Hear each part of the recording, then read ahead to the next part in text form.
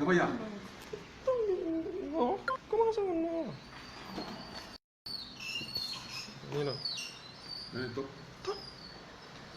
Mesdames, messieurs, bonjour. Nous revoilà encore aujourd'hui au rendez-vous du partage du savoir via TV Marketing. Avant d'aborder mes propos, permettez-moi de me présenter encore une nouvelle fois. Je me nomme Hadim Dawson, je suis enseignant dans les écoles supérieures de la place de Dakar.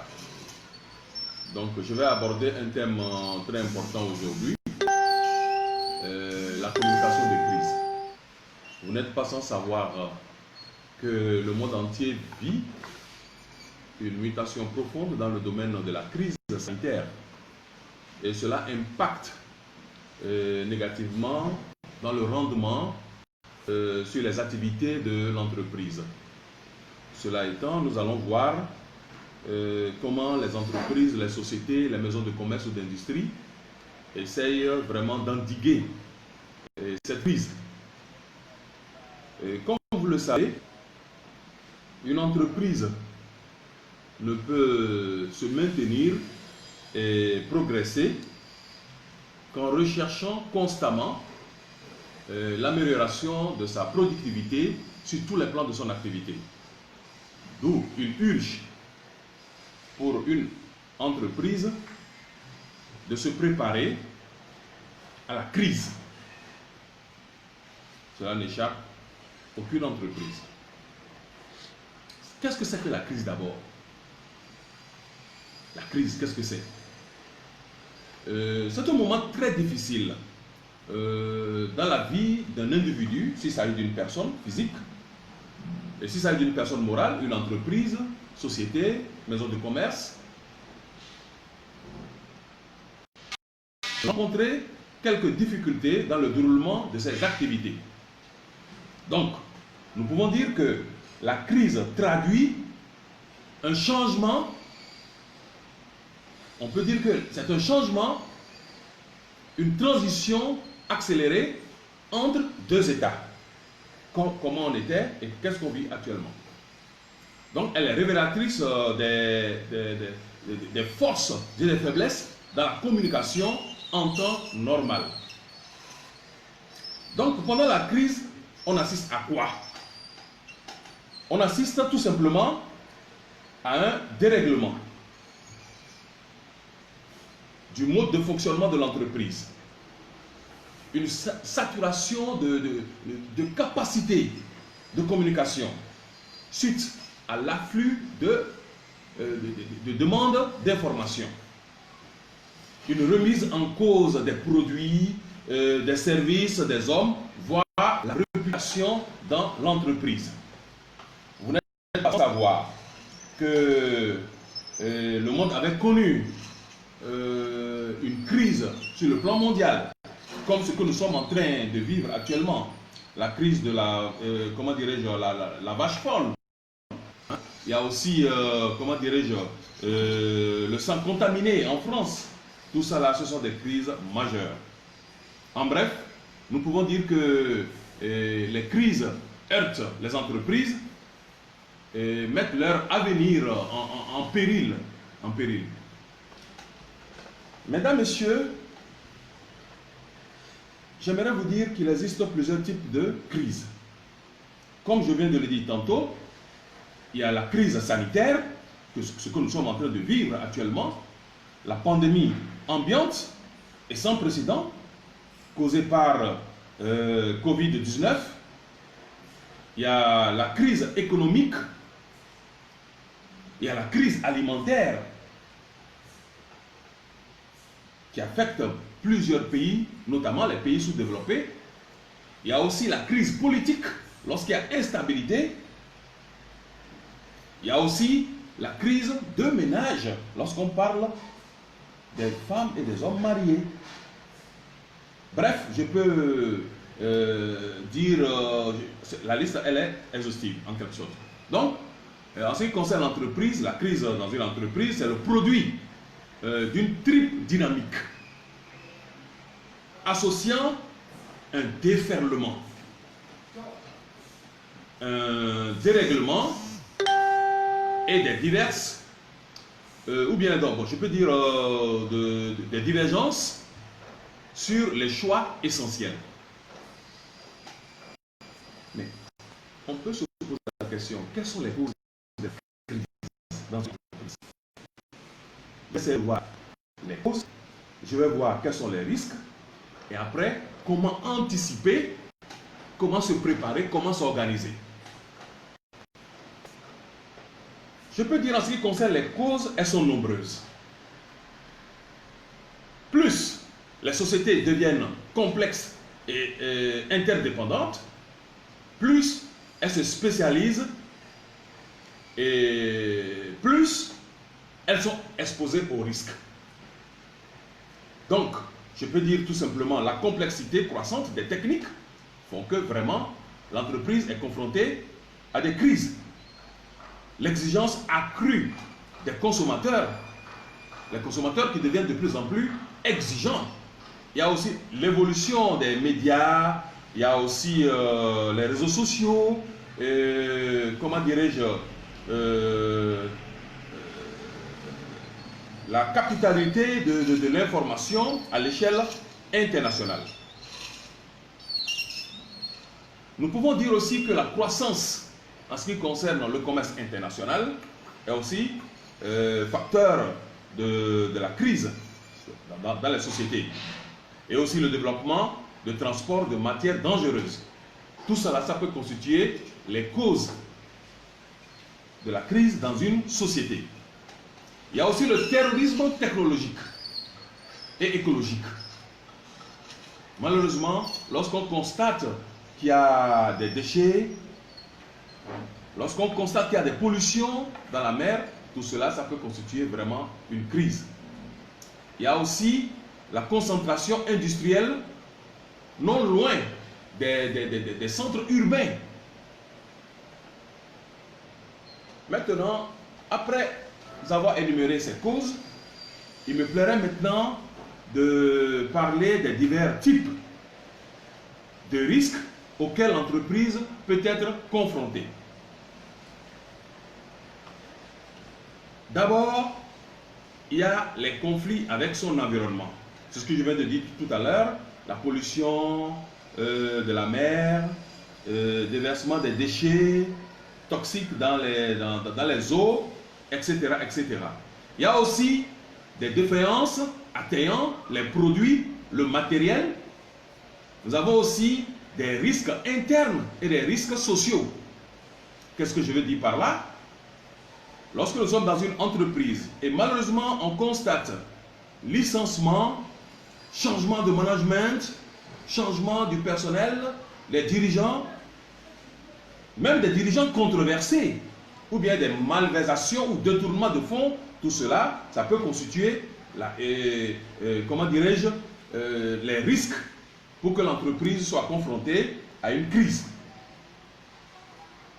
Il y a aussi les risques financiers, économiques et administratifs. Lorsqu'on parle de risques, je vais parler, par exemple, des risques économiques généralisés. Il y a aussi pénurie en ce qui concerne les approvisionnements. Il y a aussi menaces ou rumeurs de rachat. Nous travaillons dans une entreprise. Le personnel est informé que sous peu de temps, il y a une société qui veut faire une fusion ou bien il veut avoir un rachat. Automatiquement, il peut y avoir crise. Donc, il faut toujours donner une image positive de l'entreprise. Nous pouvons aussi parler des risques indépendants de l'entreprise. Ce sont des risques qui malheureusement ne dépendent pas de l'entreprise, comme quoi par exemple, lorsqu'il y a séisme, lorsqu'il y a tremblement de terre, lorsqu'il y a catastrophe naturelle, incendie, inondation, cela ne dépend pas de l'entreprise. En dehors de ça, je vais terminer les risques en vous parlant des risques mystérieux. Qu'est-ce que j'entends par risque mystérieux? Nous sommes dans une entreprise, dans une société, et on constate que tout le personnel est atteint d'une maladie. Ça, c'est mystérieux. On ne sait pas d'où ça provient. Ce qu'on appelle, bon, donc je peux dire maladie de tout le personnel, ou bien mort. On constate des morts vraiment simultanées. Quelque peu de temps, on constate qu'il y a 2 ou 3 personnes dans le bureau qui sont décédées, mort d'une grande partie du personnel, ou changement permanent de directeur. Là, on ne peut pas comprendre. Le directeur qui vient, qui ne fait même pas 3 mois qu'il repart, il y a quelque chose qui se passe. On peut classer ça dans les risques mystérieux. Après tout cela, il serait bien de savoir comment anticiper maintenant la crise. Il ne faut pas subir la crise, mais il faut anticiper en tant qu'une entreprise sérieuse. Anticiper la crise reste tout simplement une opération difficile. D'autant que depuis de nombreuses années, les entreprises sont soumises à la philosophie du think positif, c'est-à-dire la pensée positive. Obligation de résultat. Est-ce que vous voyez? Tandis que la communication suppose un think négatif. Cela veut dire quoi? Cela oblige à reconnaître une imperfection éventuelle et suppose une remise en cause. Une remise en cause. Donc, pour anticiper une crise, il faut une méthodologie de préparation. Comment préparer? Nous allons voir les premières démarches. Il convient d'identifier et de hiérarchiser les publics de l'entreprise. Après les avoir classés, bien sûr, en cibles prioritaires et secondaires.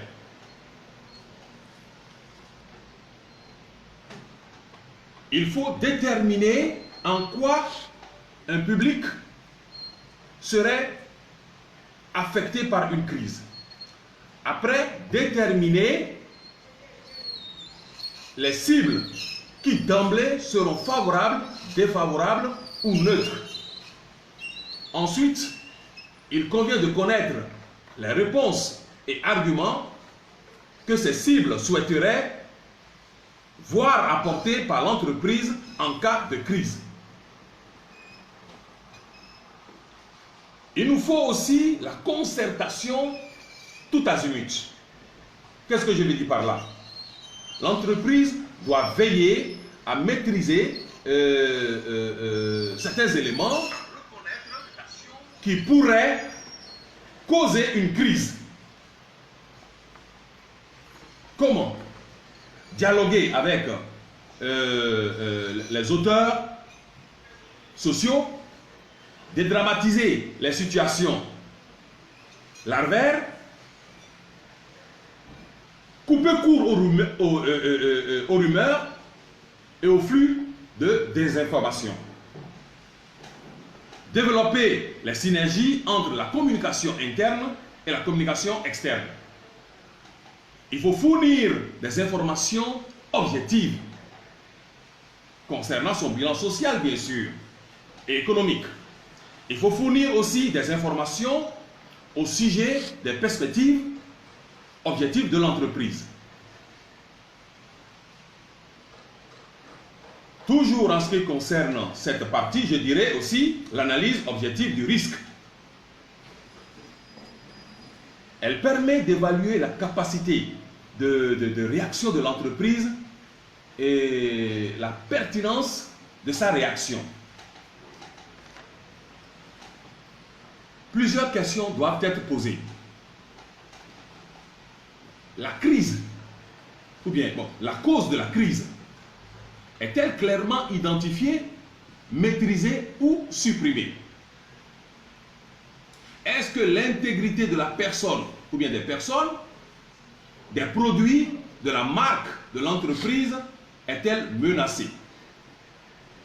Quel est le niveau de médiatisation de l'information, c'est-à-dire sur quoi, par quoi, auprès de qui, comment, avec quels commentaires, etc., etc. Où sont les amis de l'entreprise? Qui peut aider l'entreprise durant cette période? Même indirectement, la presse emportant le débat sur la place publique, l'État, grâce à une réglementation favorable. Quelle est la part de l'incertitude? Cela conduit à refuser la rumeur comme média.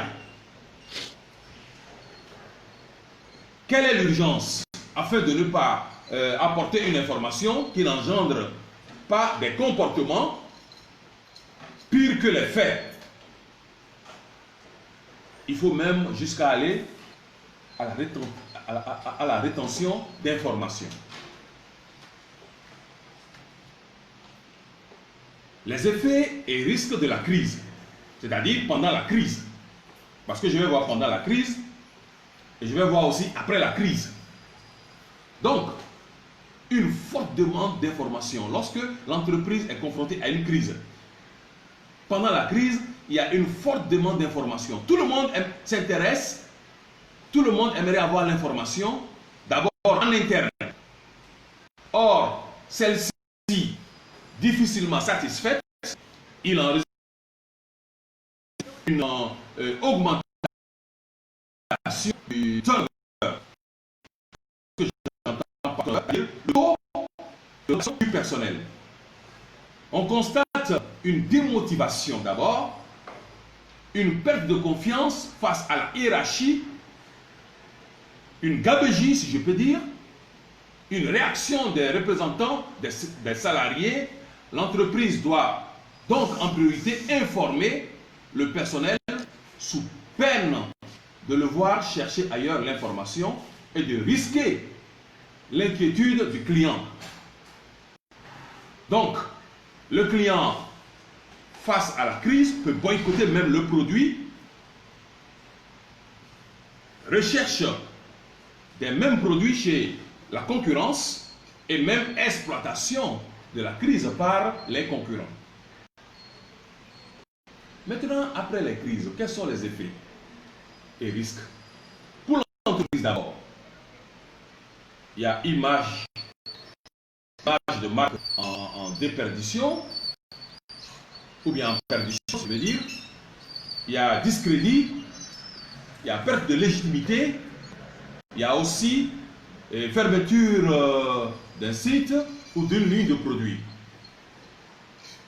Et lorsqu'il y a crise, dites-vous tout simplement, après la crise, on est obligé d'indemniser ou à verser des fonds, des sommes aux victimes, aux collectivités locales.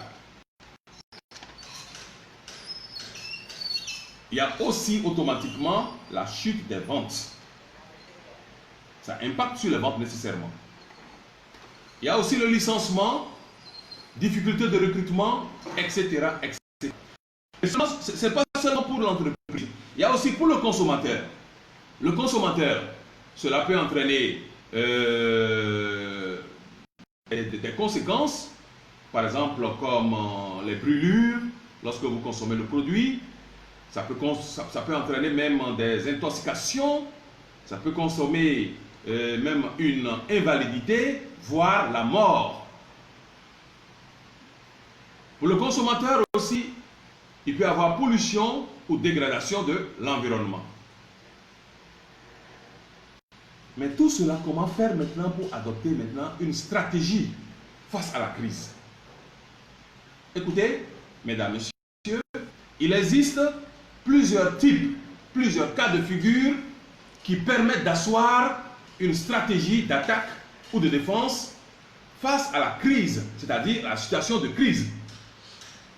Je vais voir d'abord je vais voir la stratégie d'abord défensive.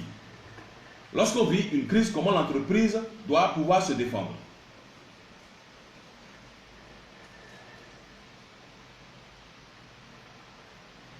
La stratégie défensive, elle est vécue comme une stratégie de régression et consiste à ne diviser que le minimum d'informations. Elle peut conduire l'entreprise à adopter même le profil bas. voire même changer de nom en cas de problème sérieux. Il semble que ce soit un moyen d'éviter le combat et de montrer qu'il n'y a pas de fumée sans feu. Je dirais que la stratégie défensive serait-elle alors celle de la renonciation? Cependant, se taire est parfois un outil stratégique.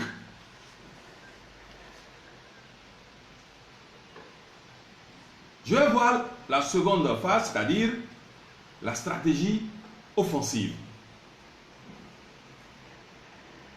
Elle est utile.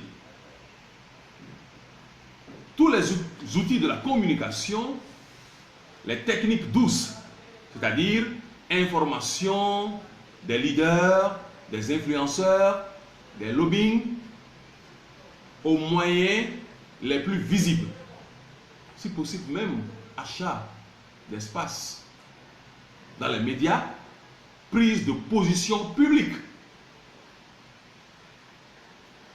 Parmi les stratégies offensives, je vais parler de la stratégie d'intimidation. Je dis bien la stratégie d'intimidation. Dans ce cas, l'entreprise, arguant bien sûr de son capital image acquis, essaie de retourner l'opinion publique en sa faveur. Exemple, une rumeur affirmait, je crois aux États-Unis, qu'on avait trouvé une seringue dans une canette. Il me semble que c'était Pepsi Cola. Mais qu'est-ce que la firme a fait? En ce qui concerne une stratégie, c'était une crise parce que tout le monde avait laissé Pepsi Cola. Les gens ne consommaient plus ça. Et automatiquement, ça a impacté sur les ventes. Automatiquement, la firme a eu à faire un reportage et envoyé à des centaines de chaînes de télévision qui démontra qu'il est techniquement impossible d'introduire une seringue pendant la fabrication. Ça, c'est la stratégie d'intimidation. Il y a aussi toujours dans les stratégies offensives, la stratégie dilatoire. Qu'est-ce que j'entends par stratégie dilatoire? Cette approche qui consiste à impliquer d'autres acteurs est intéressante. C'est-à-dire essayer de se partager un tout petit peu le tort. L'entreprise peut alors partager ou se défausser sur une autre entité, comme je prends par exemple un sous-traitant, comme elle peut n'avoir aucun intérêt à protéger un tiers dont la responsabilité est clairement établie. Mais on ne doit pas tomber dans la dénonciation. Il faut déplacer le problème en rappelant qu'on n'est pas la seule entreprise à faire ce qu'on lui reproche. Enfin, en ce qui concerne toujours les stratégies dans ce domaine, il y a la stratégie d'expiation. Qu'est-ce que cela veut dire? C'est une stratégie qui consiste à reconnaître les faits. Reconnaître les faits, mais pas forcément les causes. Il s'agit d'apporter les informations contradictoires, à tuer l'information ascendante, c'est-à-dire qui quitte le bas vers le sommet, à accentuer le désintérêt, à bannir l'info, l'information bien sûr l'intox, banaliser l'information et à rallier des partenaires pour avoir plus la force de faire face. Mais je tiens à vous rappeler qu'il y a des erreurs à éviter, des erreurs stratégiques. Lorsque l'entreprise est confrontée à une crise, Les principales erreurs consistent à faire quoi?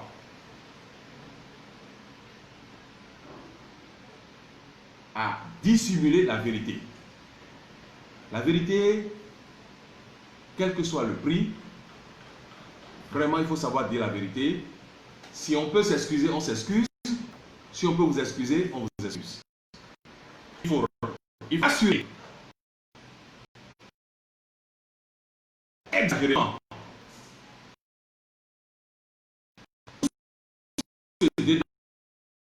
systématiquement.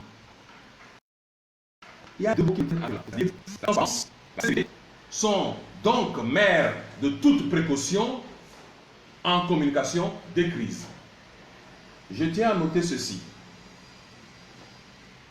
Dans la communication de crise, il s'avère indispensable de planifier en temps de paix les moyens et l'organisation afin d'éviter tout déplacement de crise.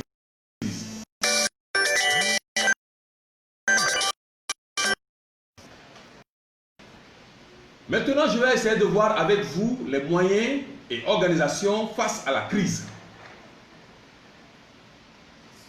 D'abord, interne. En interne, lorsqu'il y a une crise dans une entreprise, automatiquement, il faut mettre sur place une cellule de crise. Donc, en interne, la cellule de crise est au cœur d'un dispositif visant à gérer toute situation difficile. Cette cellule permet de regrouper l'information qui peut être dispersée horizontalement entre les différentes directions, verticalement entre les divers niveaux hiérarchiques. La cellule de crise a pour objectif de tout simplement répartir les tâches et les diffuser, et si possible même l'information. On doit également élaborer une procédure de mobilisation de cette cellule pour faire en sorte qu'elle soit en prise directe avec le terrain pour que l'information remontée soit conforme, soit en adéquation avec ce qu'il y a sur le terrain. Donc je veux dire, pour que l'information remonte le plus rapidement possible et que cela soit en adéquation avec ce qui se trouve sur le terrain. Toujours en interne, il y a la diffusion au mieux de l'information. Je vais parler des moyens écrits, je vais parler compte tenu de la poussée technologique, les réseaux sociaux, le téléphone. Il faut avoir en temps réel les réponses et donner toutes les informations fiables, objectives et permettant une prise de décision concertée avec les consignes aux standards téléphoniques.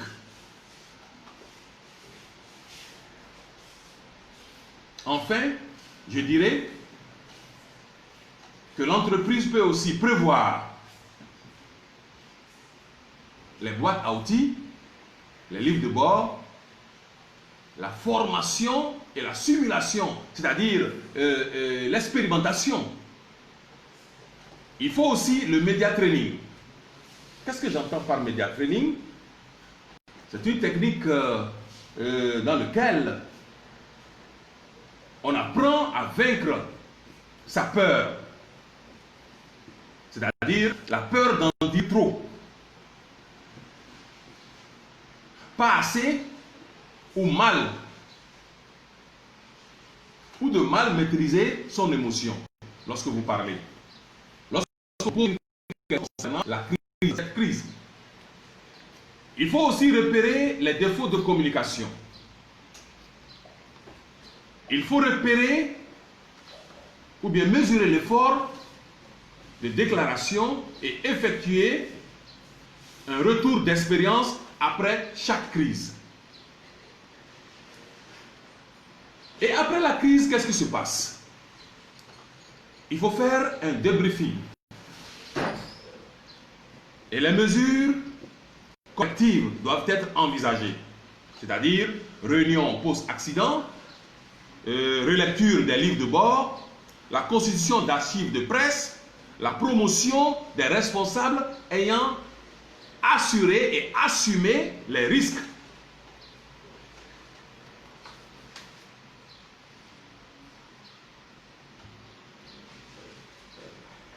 Enfin, je dirais tout simplement,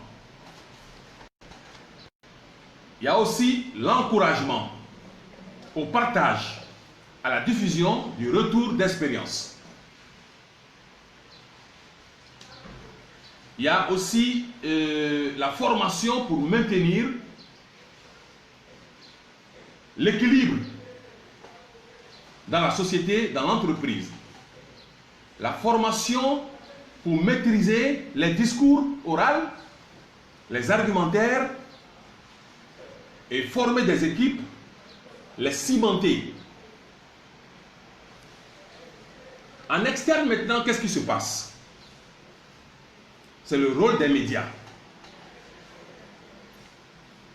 Les rapports entre, je veux dire le rapport des entreprises avec les médias engendre 4 types de problèmes.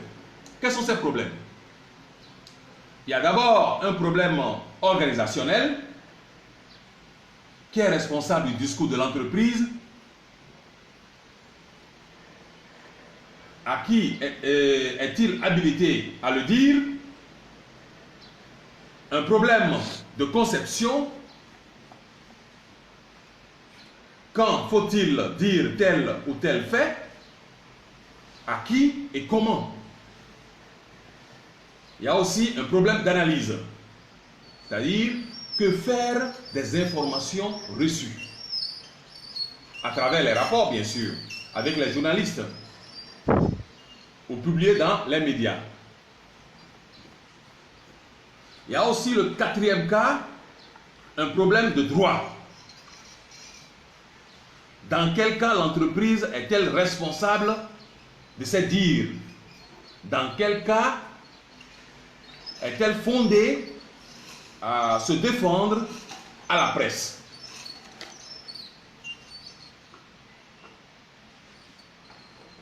Et je tiens à dire aussi que le moment, c'est-à-dire le temps normal, le moment propice dans l'entreprise pour qu'il y ait une crise, c'est le mois d'août. Pourquoi? Parce que la plupart des gens vont en congé, les responsables, ainsi de suite, et les gens profitent de l'occasion pour s'aimer la pagaille, et au retour, on remarque qu'il y a un problème qui se pose.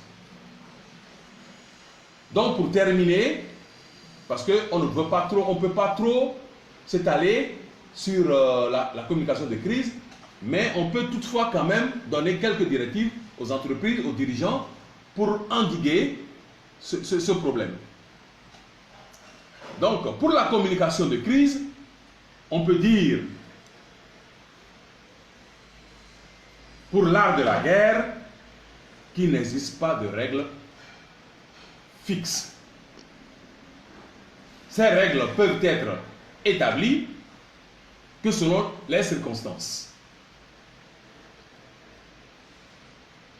Mais celles que je viens de dire permettent tout de même de réduire les incertitudes, de diminuer les erreurs, d'augmenter la productivité des efforts dans le cadre d'une réelle transparence. Mesdames, Messieurs, la crise n'épargne aucune entreprise, aucune société, aucune personne physique.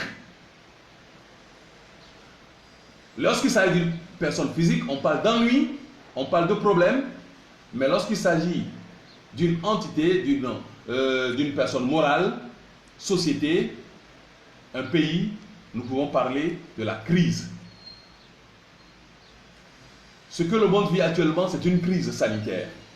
La pandémie ambiante et sans précédent. Personne ne sait quand est-ce que ça va finir.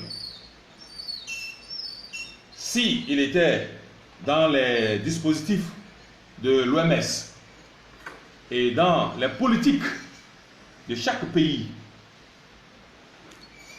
de pouvoir anticiper ces crises, je crois que on pouvait ne pas assister à des milliers de morts dans les pays. Heureusement que l'Afrique semble un peu faire sortir sa tête de l'eau. Mesdames, Messieurs, c'est ce que j'ai à partager avec vous sur la communication de crise. C'est un sujet très vaste et je vais revenir la prochaine fois sur autre aspect de la communication. Ce qui est bon de connaître, c'est-à-dire comme dans cette interview, c'est tout simplement savoir quelles sont les causes de la crise, quels sont les risques, comment anticiper la crise et comment faire pour endiguer, quels sont les conseils, etc., etc.